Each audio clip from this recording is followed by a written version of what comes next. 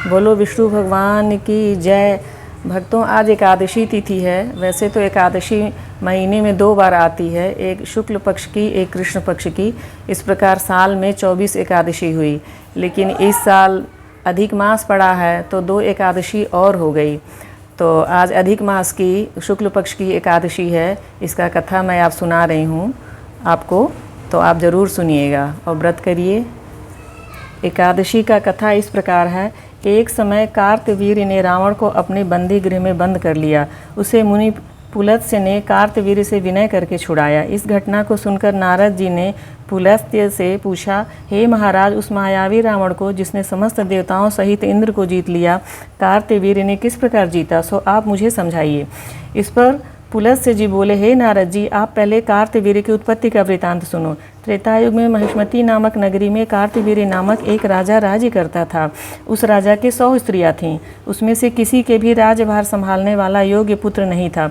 तब राजा ने आदरपूर्वक पंडितों को बुलवाया और पुत्र प्राप्ति के लिए यज्ञ किए, परंतु अब सब असफल रहे। जिस प्रकार दुखी मनुष्य को भोग नीरस मालूम पड़ते हैं, उसी प्रकार उसको भी अपना राज्य पुत्र बिना दुखमय प्रतीत होता था।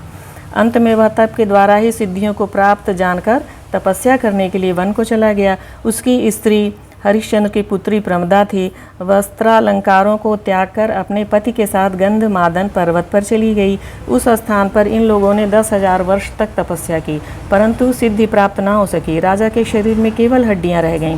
यह देखकर प्रमदा ने विनय सहित महासती अनुसुईया से पूछा, मेरे पति देव को तपस्या करते हुए 10,000 वर्ष बीत गए, परंतु अभी तक भगवान प्रसन्न नहीं हुए हैं, जिससे मुझे पुत्र प्राप्त हो। इसका क्या कारण है? इस पर अनुसुईया बोली कि अधिक मास में, जो कि 36 महीने बाद आता है, उसमें 2 एकादशी होती है। इसमें शुक्ल पक्ष की एकादशी का नाम पद्मिनी और कृष्ण पक्ष की एकादशी का नाम परमा है। उसके जागरण और व्रत करने से भगवान तुम्हें अवश्य ही पुत्र देंगे। इसके पश्चात अनुसुईया जी ने व्रत की विधि बतलाई। रानी ने अनुसुईया की बताई विधि के अनुसार एकादशी का व्रत और रात्र में जागरण किया। इससे भगवान विष्णु उस पर बहुत प्रसन्न हुए और वरदान मांगने के लिए कहा। रानी ने कहा, आप यह वरदान मेरे पति को दीजिए। प्रमदा का वचन सुनकर भगवान विष्णु बोले, हे प्रमदे, मलमास मुझे बहुत प्रिय है, उसमें भी एकादशी तिथि तो मुझे बहुत अधिक प्रिय है। इस एकादशी का व्रत तथा रात्रि जागरण तुमने विधि पूर्वक किया, इसलिए मैं तुम पर अत्यंत प्रसन्न हूँ। इतना कहकर भगवान विष्णु राजा से बोले, हे राजेंद्र, तुम अपनी इच्छा के अनुसार वर मांगो, कि तुम्हारी स्त्री ने मुझे प्रसन्न किया है। भगवान की मधुर वाणी सुनकर राजा बोला, हे भगवान, आप मुझे सबसे श्रेष्ठ, सबके द्वारा पूजित तथा आपके अतिरिक्त देव, दानव, मनुष्य आदि से अजेय उत्तम पुत्र दीजिए।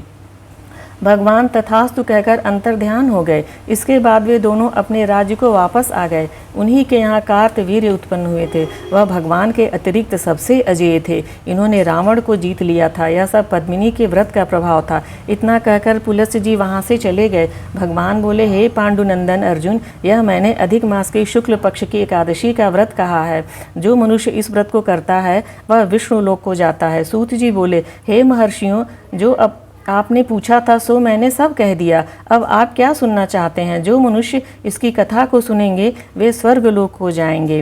कथा का सार इस प्रकार है। भगवान तो सर्वशक्तिमान है। वे दुर्लभ से दुर्लभ वस्तु देने में समर्थ हैं, किंतु भगवान को प्रसन्न करके अपनी मनवांछित वस्तु प्राप्त करने का मार्ग मनुष्य को ज्ञात होना चाहिए। पद्मिनी एकादशी भगवान की प्रिय तिथि है। जब तब से अधिक प्रभावशाली इसका व्रत व्यक्ति को दुर्लभ वस्तु प्राप्त करा देता है। बोलो विष्णु भगवान की जय। भक्तों, यह व्रत आप भी करिए और उचित फल पाइए। जो एकादशी व्रत करे सबको भगवान खूब आशीर्वाद दें, सभी सुखी रहें, सबके पुत्र पति सब दीर्घायु हों, सबका कल्याण हो।